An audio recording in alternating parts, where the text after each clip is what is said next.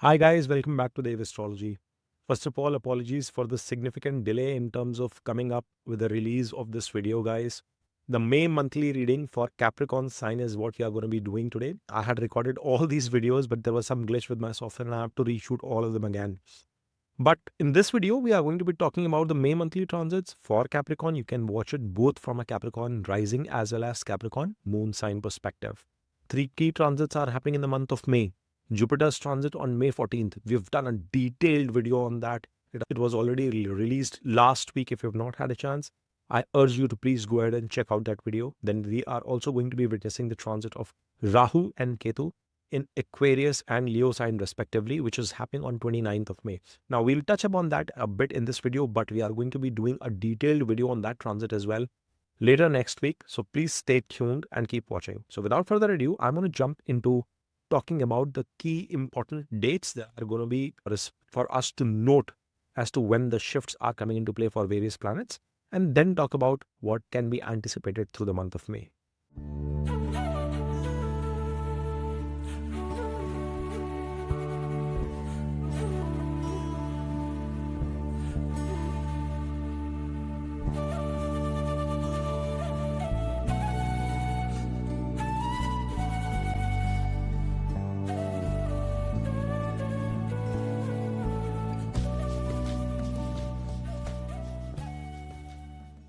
As you can see on your screen here, Sun is going to be in the sign of Aries itself until May 13th. And then for the second half of the month, he would be transiting into the sign of Taurus from May 14th onwards. Then you have Pisces, who's come out of his sign of debilitation. Mercury, I'm sorry guys, Mercury is in the sign of Pisces and it has come out of sign of debilitation. And it is moving into Aries from May 6th onwards. So effectively in this video as well, you will see it depicted in the Aries box itself. Venus continues in its sign of exaltation in Pisces, and that is going to be an important bit for you guys to note. He is going to be transiting into the sign of Aries from May 31st. But quite effectively for the rest of the entire month of May, you are going to still see an exalted Venus in your chart for the last bit this year. Then Mars is in Cancer in its sign of debilitation since April, and it is going to continue in this state for the rest of the month. It is actually transiting in June 6th in moving into the sign of Leo. Then you have Jupiter, which is in Mrigashira Nakshatra in Taurus. It has been there since April 10th and it is going to be moving into Gemini from May 14th. Again, this is where I was alluding to that we've done a detailed video of Jupiter's transit into the sign of Gemini. I think it's going to be a very important video that you please check out to understand what this could mean for you. Then Saturn is in Pisces in Uttara and it has moved into its own nakshatra itself since April 27. So that's a positive movement coming into the sign of Pisces. Rahu is in Pisces in Purva nakshatra of Jupiter, and it's going to be transiting true transit into the sign of Aquarius within the same nakshatra from May 29th onwards. And last but not the least, folks, Ketu is in Virgo in nakshatra of Surya of Sun, and it is going to be moving into the sign of Leo within the same nakshatra on May 29th. So those are the key transits that are going to be coming into play. Keeping these dates in mind, we are now going to deep dive to understand what is going to happen in the month of May for you guys. Now, Capricorns, as you guys can see on your screen here, you have your Lagna Lord, which is Saturn, already placed into the sign of Pisces, and he transited here on 29th of March. Now, we did a detailed video of this Saturn transit, but we will still touch upon some of the key aspects that are going to be coming into play this month. He's sitting in conjunction with an exalted Venus and a retrograded Rahu, which is almost inching in to enter the sign of Aquarius. Saturn rules that on 29th of May. Now, that is the true transit that I keep alluding to. So until then, this three planetary conjunction is going to be playing out in your third house itself. Now, your Lagna Lord being placed in the third, one thing is for sure that Capricorns, you are going to bring in immense amount of hard work, immense amount of energy, Bahubal, as they say. Your courage, bravery, risk-taking attitude is going to increase during this period. And I will not be surprised, Capricorns, if any challenging situation arrives, it knocks at your door, and you are going to open the door and give it back. You are not going to shy away. You're not going to run away. You're not going to hide from challenges during this period. Lagna Lord coming into the third, it is going to make you battlefield strong, and it is Saturn. though in the sign of Pisces, but it is Saturn, your Lagna Lord, your hero. And he is pretty efficient in my mind, operating in the third house itself. So it's not a bad situation to be in. Yes, this means that you are going to see a lot of effort required for expanding on your savings. You will have to put that additional amount of effort. You will have to put that additional amount of hard work to derive the outcomes that you seek. It also means that you will have to go and fight hard to earn your bread, to make your money, to expand your savings, to literally eat the food. Maybe a lot of times you'll have to be traveling around, and during lunch times, during the travel is going to increase for sure for you. And your food consumption will also happen outside of your home whilst you are traveling, not in a place of relaxation. Not that you are going to sit idle, relax at home and have that food in peace. That's not going to happen. It's going to be very transformative for that matter, but it is going to be positive.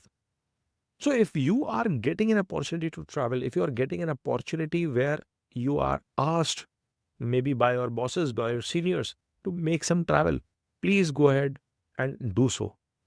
Working from home and expecting to see a shift, that is possible. And it is a positive movement, guys. There could be that some level of inertia. Why am I now? I'm connecting the dots with the transit of Mercury coming into your fourth house. Directionally, it is weak, and he is the lord of your ninth. If your boss asks you to come to office, I recommend you guys, Capricorns, that you start going to office. You will see much positive outcomes versus sitting at home and trying to draw any parallels out of it. But at the same time, this combination, Saturn coming into the third, Mercury coming into the fourth, being the lord of your sixth house, 11 places away into the fourth, ninth lord, 8 places away into the fourth, that is going to come to an end, but it is going to see an increase in remuneration. It is going to see an increase in the output. It is going to be a positive impact creator for you. Then you have this Saturn giving an aspect to your fifth house. For people who are singles, romantic life could see some level of turbulence. At least the first half of the month is still okay, but second half, I think the ego clashes, ego issues will come into place. First of all, Sun will also come into that house, and then Jupiter will leave. And then Saturn is going to be giving an aspect to that fifth house. So that kind of a drama should be there, can be anticipated. You must be watchful when it comes to your strategic investments, your stock market investments. And similarly, you must be watchful with respect to your romantic side of things, your love affair matters, discussions around that. Students, if you are watching this video, I would want you to draw your attention to the fact that the ability to learn new things, in a traditional format, using pen and paper to write and practice, like we used to do in terms of solving mathematical questions. I get surprised. My son solves quadratic equations on a laptop. I still feel, maybe it is the Saturn in me that speaks, but I still feel it is so exciting to literally solve those equations on a blackboard, on a paper, and see how it is traversing out. Students, you will have to go back to those traditional methods and see that you are writing things, you are expressing your thoughts, and that is how your learning is going to improve in this month. That is very, not forget this month, for the next 2.5 years. You must keep that in mind. Nobody will tell you, none of these astrologers are telling you all this stuff. You have to keep this in mind. Okay? It is okay to have some traditional thought process in the way you execute things. Again, I see long distance travel coming into play. I see travel coming into play for a day-to-day perspective as well. So if you're a working professional, travel related to work in long distances, as well as more of office related work within the city related travel is going to become prominent, and it is also going to give you an opportunity to travel abroad. Now, there are 2-3 reasons coming in from that. Saturn is giving an aspect to your 12th house. Jupiter is going to be transiting into your 6th house. And guys, if you've not had a chance to watch both the Saturn transit video as well as the Jupiter transit video, which I shot for you guys from a Capricorn perspective, it will give you an insights, a very detailed insights towards that. But Jupiter transiting here and then giving an aspect to the sign of Sagittarius is a positive aspect with respect to an international collaboration, with respect to international travel, with respect to any kind of opportunities coming you from that direction. Yes, expenses will be on a high. That trigger is also coming into play. But there's a Vipareet Rajoga, which is coming into play with Jupiter being the lord of your, first of all, third house, where Saturn is placed, and the 12th house, and coming into the 6th. The 12th lord coming into the 6th, that is one indicator, and it is coming into a Upchaya house. The Upchaya lord of third house is coming into 6th. Good movement from that perspective for you guys. So he's going to deliver positive outcomes there as well. Of course, it is going to be very fabulous with his aspect to the second house as well as the fifth house. Work is going to increase, karma is going to increase. You are going to see a lot of traction coming in your way from that perspective. However, the most important bit was that all these planets like Saturn and Jupiter, both of them combining and giving that aspect to the 12th is a definitive indicator. Now, coming back to the third house itself, you also have the position of Venus placed here. Is the Lord of your fifth house, moving 11 places away to the third house itself, and the 10th Lord again into the third house. There are a couple of things that will again become prominent. First of all, coming back to your relationships and to the singletons watching this video, guys, you will have to put effort in your relationships. There will be challenges, ego related matters can come into play, yet there is a lot of depth that you can still enjoy from what you've built over a period of time. If, however, you are trying to get into new relationships, my recommendation will be try and avoid any kind of argumentative situations. Mercury is not in a good sign. He is getting into Aries, not one of the best placement. Venus is well placed, but then Sun is also coming into the sign of Taurus. So some ego check, communication check, and then Mars is sitting in the sign of Cancer itself. So you have to understand from an emotional connect perspective, that is one bit of challenge that you guys would be facing. The other thing that you have to understand, Capricorn, is that Venus also happens to be the Lord of your 10th. So there is a definitive shift in your career. There is a definitive shift in your day-to-day activities. And there will be some resistance. There will be some inhibition coming in your mind. You might not be very comfortable with respect to what you are doing. You might have to, again, travel a lot. Saturn was giving that promise, and now 10th Lord is also coming and giving that promise to you. So travel is going to be important. It's going to be fruitful. So if some of you I've seen many of you guys ping me and say, Dave, I'm not excited about work from home getting cancelled and the company is expecting me to come back. Can you give me any remedies? Guys, sometimes it's a good idea. Working in office is not a bad thing. We were doing that prior to COVID as well. So if you are able to inculcate that in your lifestyle, Capricorns, it is going to be rewarding for you. Okay. He's giving an aspect to a debilitated one due to your house of luck. But an aspect from Venus is still positive. The Lord of 9th, Mercury, has come to the 4th, but he's giving an aspect back to the 10th. So your own karma is going to shape your own outlook at work. It's going to be transformative for you from that perspective. And that is why it is extremely important that you take proper heed to this. Then you have to also understand that there will be some level of hard work. There will be some level of push that you will have to put into anything you do. There could be a possibility that you feel lazy, you don't feel excited, you don't feel the drive within you, but you will have to bring that compassion, that empathy, that hidden drive that you've always had, Capricorns, to continue to push forward. I know that for Capricorns, I keep repeating this thing that you are a hard-working sign and you gotta keep pushing further. And some of you might say, Dave, why the heck? But guys, see, I have Saturn in my ascendant, so I know how challenging it can be, okay? Being Capricorn is not easy. I'm telling you because I have so many combinations. I have difficult combinations in my own chart in Capricorn sign, and I have Saturn sitting in my ascendant. I'm talking with experience here that you have to continue with that fight, guys. And it will be rewarding you. ऐसा नहीं है that it will not reward. That reward is going to come, but that reward is not sudden. For you guys, it is going to keep trickling slowly and steady. And that is what, again, May is promising.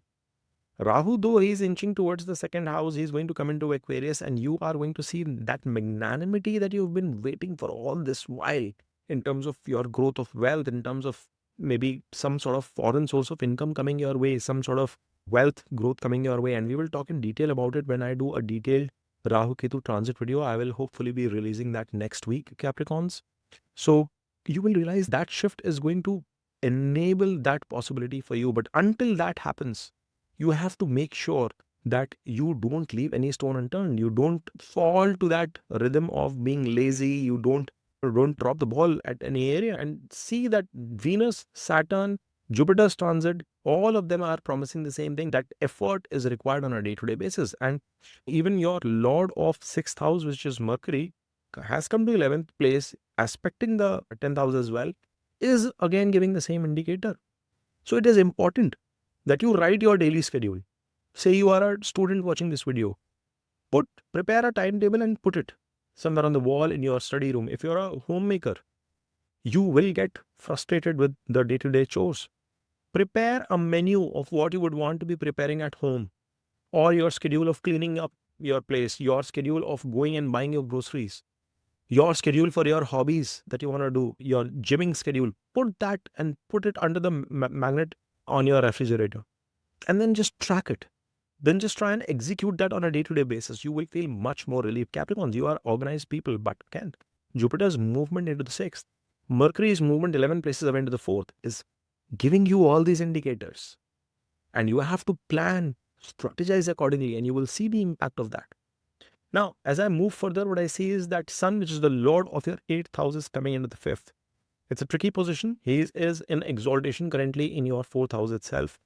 Ego-related issues are going to be hampering your prospects at home, but I would not be surprised if many of you could have inherited something with respect to property, with respect to financial gains coming in your way, or you would have been anticipating some sort of unearned wealth come your way through inheritance, through insurance, whatnot.